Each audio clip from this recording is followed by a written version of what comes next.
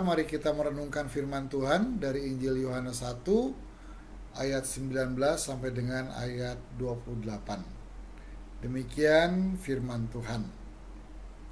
Dan inilah kesaksian Yohanes ketika orang Yahudi dari Yerusalem mengutus beberapa imam dan orang-orang Lewi kepadanya untuk menanyakan dia, "Siapakah engkau?" Ia mengaku dan tidak berdusta. Katanya, "Aku bukan Mesias." Lalu mereka bertanya kepadanya, "Kalau begitu siapakah engkau? Apakah engkau Elia?" Dan ia menjawab, "Bukan." "Engkaukah nabi yang akan datang?" Dan ia menjawab, "Bukan." Mari kita berdoa. Tuhan, terangkan firman Tuhan ini untuk kami, supaya kami boleh mengerti kehendak Tuhan untuk kami dan kami menjalaninya, dan hidup kami semakin berkenan dan menyenangkan hati Tuhan. Berkati kami semua dalam nama Tuhan Yesus. Amin. Saudara, banyak sekali kejatuhan dan kegagalan kita karena kita tidak bisa menguasai diri. Orang yang tidak dapat menguasai diri atau mengendalikan diri seperti kota yang roboh temboknya. Begitu kata Amsal di pasal 25 ayat 28. Sebaliknya, salah satu faktor utama di balik keberhasilan hidup kita adalah kemampuan kita di dalam mengendalikan diri. Orang yang mengendalikan diri lebih dari pemenang. Salomo berkata, orang yang mengendalikan diri melebihi orang yang merebut kota. Salah satu sisi pengendalian diri yang sangat mendasar adalah kemampuan menahan segala gejolak keinginan dari dalam diri kita. Bacaan kita mempertemukan kita dengan Yohanes Pembaptis.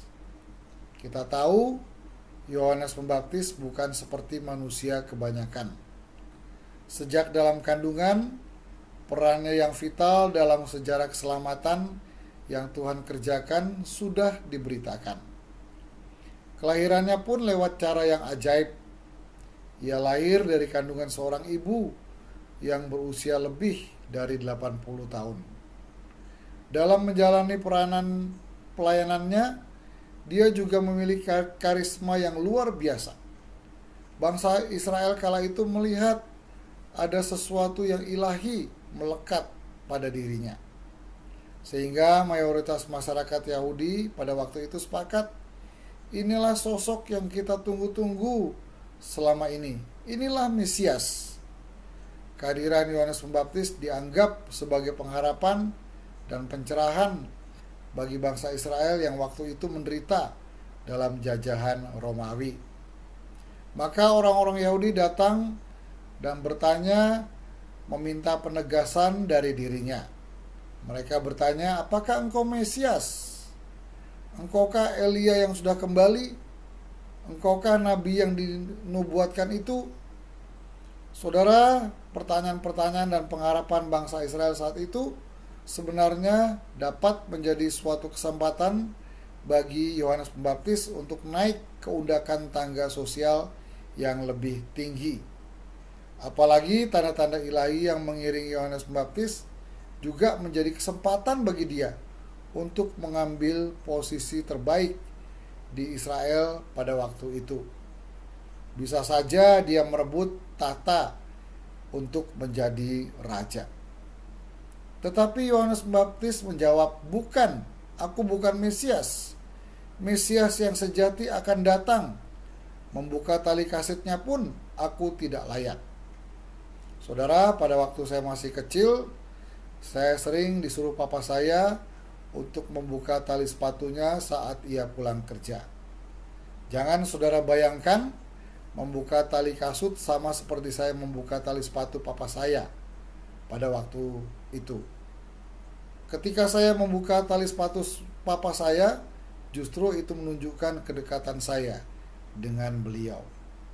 Tetapi dalam budaya Israel kuno, membuka tali kasut adalah pekerjaan hina yang dilakukan oleh seorang hamba. Ketika Yohanes Pembaptis mengatakan membuka tali kasutnya pun aku tidak layak, Itu artinya Yohanes Pembaptis memandang dirinya sangat hina, lebih hina dari yang paling hina. Saudara, artinya kesempatan untuk meraih posisi sosial yang tinggi itu tidak dia pakai, walaupun ada kesempatan. Dia tidak mau mengambil apa yang bukan bagiannya. Yohanes Pembaptis sadar di mana posisi dan perannya dalam rancangan Tuhan. Yesus posisinya di sana sebagai Mesias, sementara aku cuma suara sayup-sayup di padang gurun yang oleh anugerahnya diperkenan menjadi pembuka jalan bagi dia, bagi sang Mesias itu. Aku bukan orang yang kamu harapkan. Aku bukan Mesias yang kamu tunggu. Mesias yang kamu cari dan kalian tunggu adalah Dia yang segera datang di tengah-tengah kamu. Saudara, Yohanes Pembaptis tahu batas-batas dirinya. Dia katakan, aku cuma seorang yang lebih rendah dari seorang budak. Saudara, untuk mengendalikan diri memang memerlukan 3 syarat. Pertama, kita harus tahu apa yang menjadi bagian kita dan apa yang bukan menjadi bagian kita. Kedua, kita harus tahu di mana posisi dan peran kita di dalam rancangan Tuhan. Ketiga, kita harus sadar dan mengenal batas-batas diri kita. Saudara, mintalah selalu agar Tuhan membawa kita untuk mengenali apa yang menjadi bagian kita dan apa yang bukan menjadi bagian kita. Mintalah juga agar Tuhan bawa kita untuk mengenali posisi dan peranan kita dalam rancangan Tuhan. Kemudian mintalah agar Tuhan terus menyadarkan kita akan batas-batas kita yang tidak boleh kita lewati. Biarlah Tuhan menyadarkan terus akan pagar-pagar yang melingkari kita, supaya kita dapat mengendalikan diri di dalam anugerah-Nya. Amin.